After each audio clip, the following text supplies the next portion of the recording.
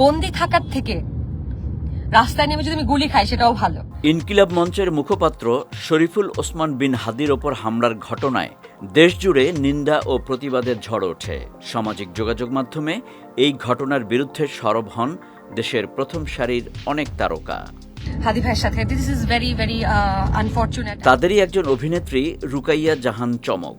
হাদির সুস্থতা কামনা এবং হামলার তীব্র নিন্দা জানিয়ে দেওয়া একটি ফেসবুক পোস্টের জেরে ভয়াবহ পরিস্থিতির মুখে পড়েছেন তিনি।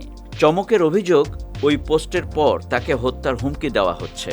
এই যে হিটলিস্টে নাম আসতেছে, আমাকে থ্রেট করতেছে, কালকে সারাক্ষণ আমার। অভিনেত্রী জানান একটি ফেসবুক অ্যাকাউন্ট থেকে সরাসরি তাকে হুমকি দেওয়া হচ্ছে এবং তার ব্যক্তিগত ফোন নম্বর সামাজিক মাধ্যমে ছড়িয়ে দেওয়া হয়েছে।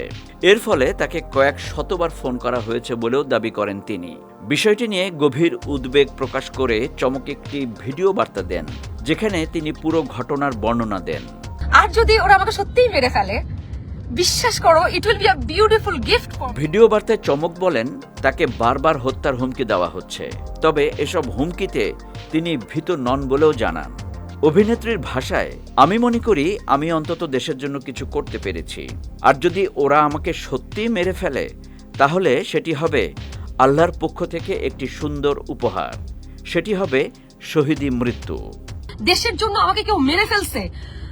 ড্যাম। ভক্ত ও শুভাকাঙ্ক্ষীদের উদ্দেশ্যে তিনি আরও বলেন, অনেকেই তাকে নিরাপদে থাকার পরামর্শ দিচ্ছেন, তবে তিনি ভয় পেয়ে ঘরে বসে থাকবেন না। তার মতে, সত্য ও ন্যায়ের পক্ষে দাঁড়ানোর জন্য যদি জীবন দিতে হয় সেটিও হবে গর্বের।